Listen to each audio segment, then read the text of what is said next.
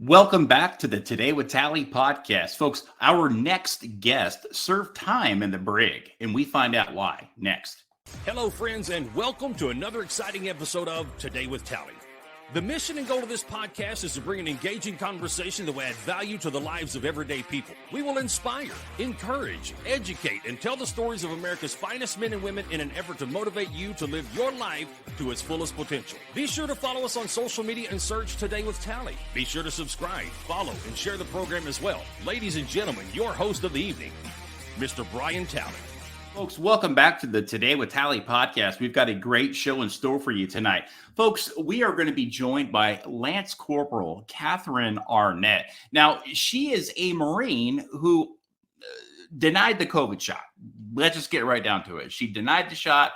She did not want to be vaccinated, and that pretty much landed her in the BRIG. And all she's ever wanted to do was fulfill her duties in her role as a United States Marine. Now, when did she serve time? Well, she was court-martialed twice, and she has since served 113 days in the BRIG from January 23rd of 2023 to May 15th of 2023. So really, she's just been out of the BRIG for a month now.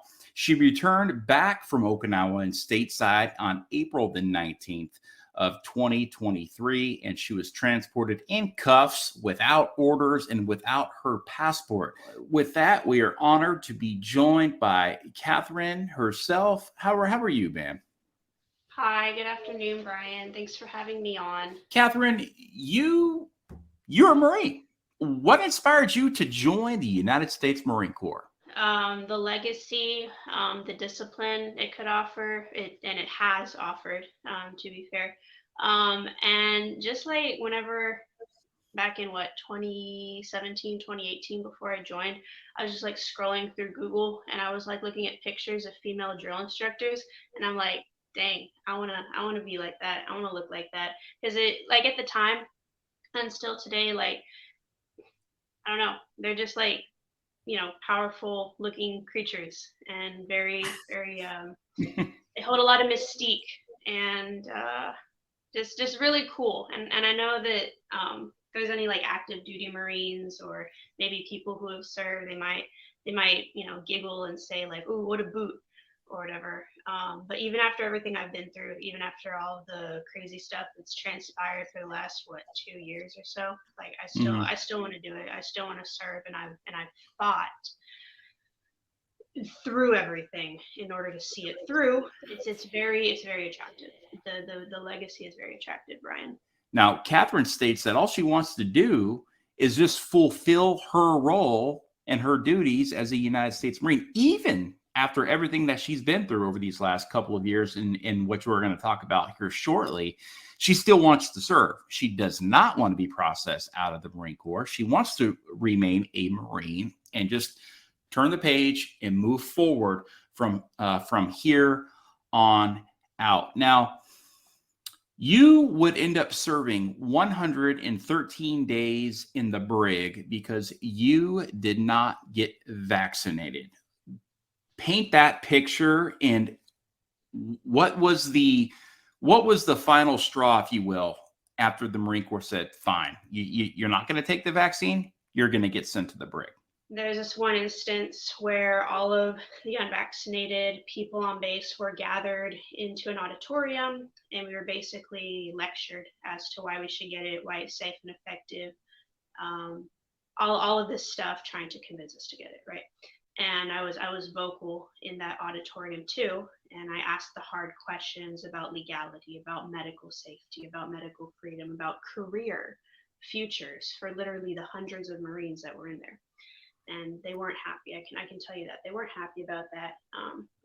But all I did was ask the question. So it was a combination of initially not getting the vaccine, but then my commanders being like, "Oh, this isn't just like someone who's refusing the vaccine. This is someone who's going to be outspoken about it, and we need to silence this." So through that, through involvement in community service, where all of my commanders would see me daily, weekly, monthly, not just at work, but they would see me out in the community, interacting with the populace, being like a normal human being. They just got fed up with it. I can tell you, I can guarantee you that they got fed up with it. They all conspired with themselves, and came to my top commander, who was in charge of me. And they were all like, put her in the brig. Get her gone. You had written a letter to your CO, you were saying, in the brig, and you were explaining everything that you had lost, and to include your livelihood being completely stripped away from you, and essentially bullied, right, for disobeying a direct order. I mean, that's what basically landed you in the brig. Now, you had mentioned in the very beginning, you became very vocal. Can you explain what vocal means to Catherine Arnett? Yeah, absolutely, Brian. And you said bullying. I just want to kind of expound and appreciate the fact that you can see this whole entire sphere of things as bullying, because I had even written an equal opportunity complaint against my commanding officer, saying he's bullying me and retaliating against me and ostracizing me and isolating me. And of course, the response came back as, oh, the COVID mandate is a lawful mandate, from higher up. We can't respond to this. Sorry. I'm like, okay, cool. Thanks. Again, falling on deaf ears. So, yes, vocality. Vocality to me means asking the hard questions in the forms that I am afforded as a Marine to submit to my commanding officers via the request mass system, via the Article 138 system.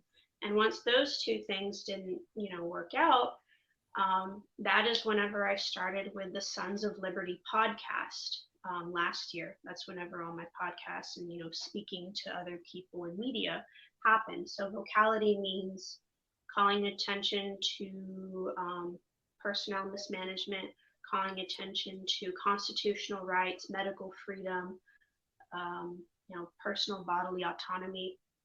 And I have a very extensive paper trail of all of my paperworks that I've submitted.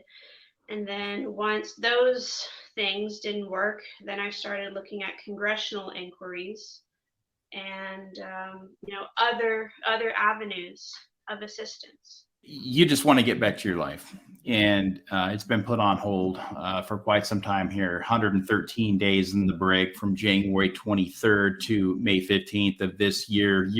You've just been out for just a short while.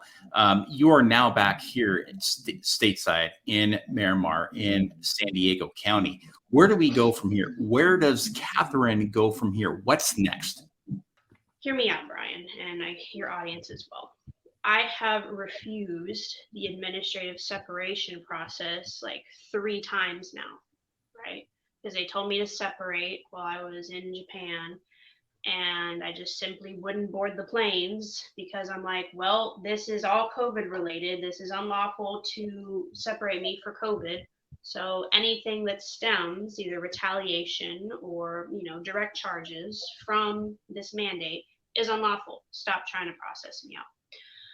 So obviously they got fed up with that too, because not only did the psychological ploys of get the vaccine, okay, we're going to make you life harder for you, get the vaccine. And we're going to make life harder if you don't get the vaccine. Sorry, words. Not only did that not work, but the leadership was upset because I wouldn't separate, right? They were upset that I wouldn't separate. So it was 2 fronts that they were upset on. So that's why they stacked all the charges so they could legally justify putting me in handcuffs, trying to break me down by 113 days in the brig. And trust me, they would have left me longer there if they could. But long story short, whatever's next, it has, since administrative separation had kicked off, it looks like me appealing to my leadership to retain me. It looks like me writing to my senators and congressmen to assist. And it's going to look like maybe Tuesday, I don't know, tomorrow, right? Because it's Monday now, maybe Tuesday, or someday this week, it's going to look like my leadership here on this base taking me to the out processing center and then saying, give us your military ID, give us your uniforms, give us your, or put your signature here on your, active duty termination paperwork called a DD-214. And I'll be like, no, like, here's the paperwork, the Pentagon letter that has, guarantees of not being retaliated, of your record being cleansed of COVID related stuff, and being permitted to work. So, and I had to ask. I had to ask my sergeant major.